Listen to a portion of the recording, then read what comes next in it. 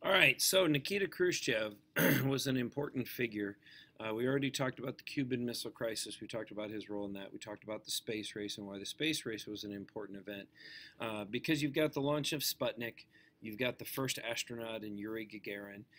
These are the things that really kind of put the Soviet Union on the map, and they start to claim that communist scientists are clearly better than capitalist scientists. And the United States gets very nervous about this. We don't like the things that are going on. We don't like the things that Khrushchev is saying, so we try to get involved in the space race. We try to put a man in space. They put a man in space. We say, okay, we're going to the moon. They don't really care about the moon. I don't know if they ever actually even got there. But the space race was really an important part because it becomes this contest between the Soviet Union and the United States, kind of furthering that contest or that competitive atmosphere.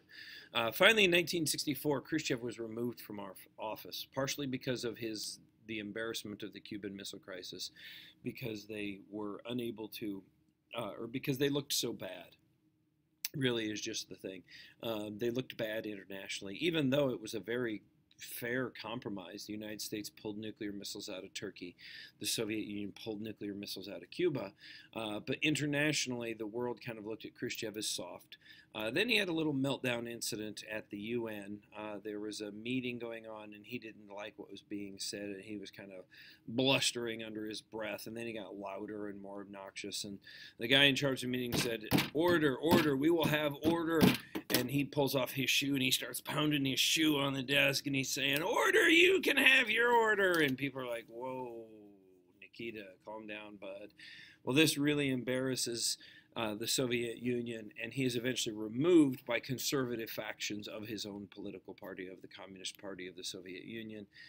They decide to get rid of him and make sure that he is no longer in power. Leonid Brezhnev now is also going to be a very important figure, because what Leonid Brezhnev does is he takes over in 1964, and he's an old school communist. This guy is hardcore old school communist. You know, the unibrow pretty much says it all. You look at his chest full of medals that he's got there in this picture.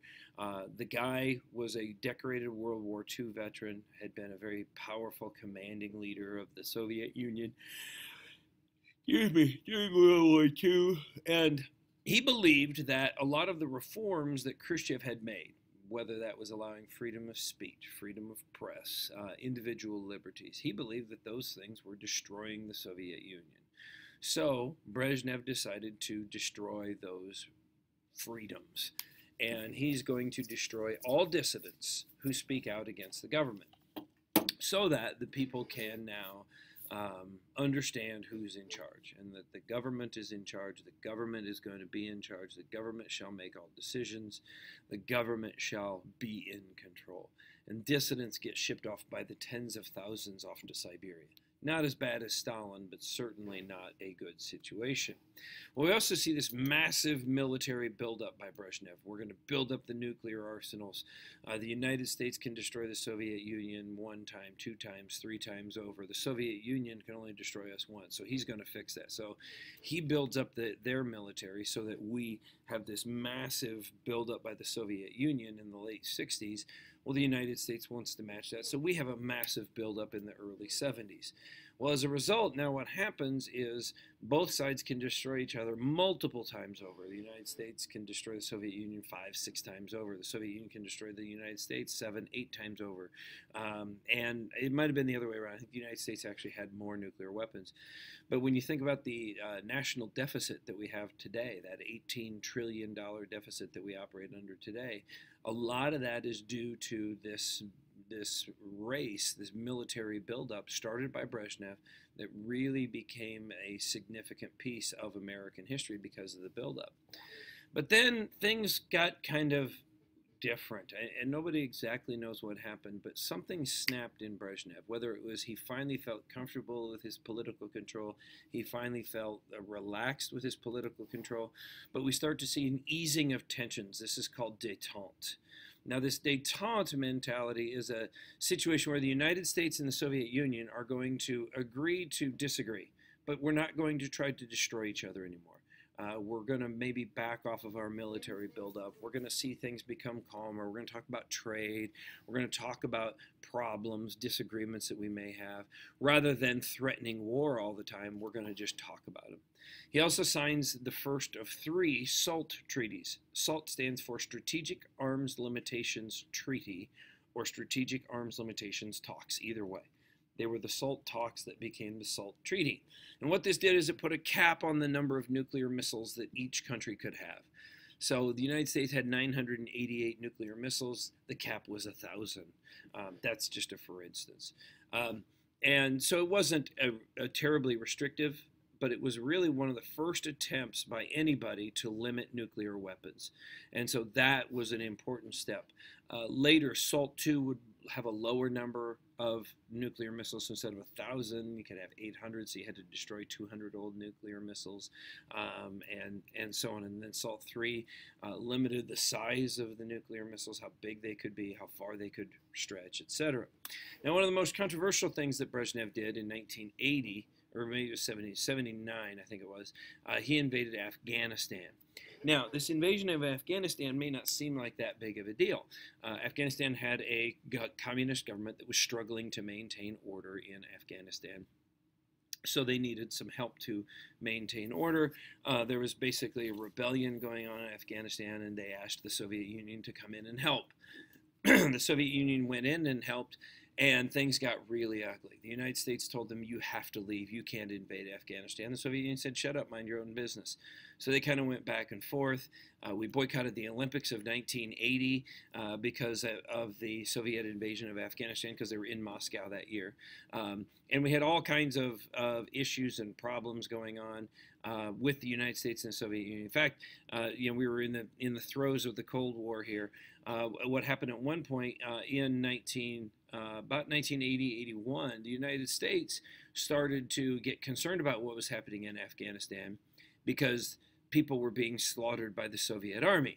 So we wanted to undermine the power and influence of the Soviets. So what the United States did is we started training terrorists in Afghanistan, started training people on how to fight against Soviet helicopters, Soviet tanks, teach people how to be suicide bombers, teach people how to fight against the Soviets in an unfair fight, because toe-to-toe the Afghans couldn't stand up to the Soviets at all. Soviets had far superior technology, etc. But we started training these terrorists. And of course, as you all know, in 9/11, a lot of those very same people that we trained, including Osama bin Laden, turned their focus then to the United States in the late 1990s because of our wealth and prominence. And they said, we're going to show you who's boss. And things were stable but tense under Brezhnev. But then in 1982, like most people, he died. And he was replaced by Yuri Andropov. Now, Yuri Andropov is going to rule from 82 to 84. Now, that's somewhat of a misleading statistic because it was really only 14 months. Now, Yuri Andropov is 68 years old when he comes to power. It's getting harder and harder. I understand this is 1982. We are 55 years removed from the Russian Revolution.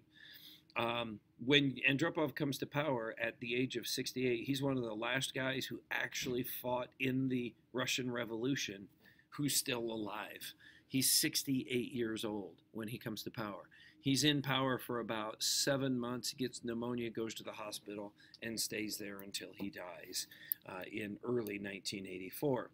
So then the Soviets, in their infinite wisdom, decide to replace 68-year-old Yuri Andropov with 72-year-old Konstantin Chernenko, who is in power for like 3 months, has a stroke or a heart attack, I can't remember which, and is basically incapacitated for the last 9 months, and then he is removed from office.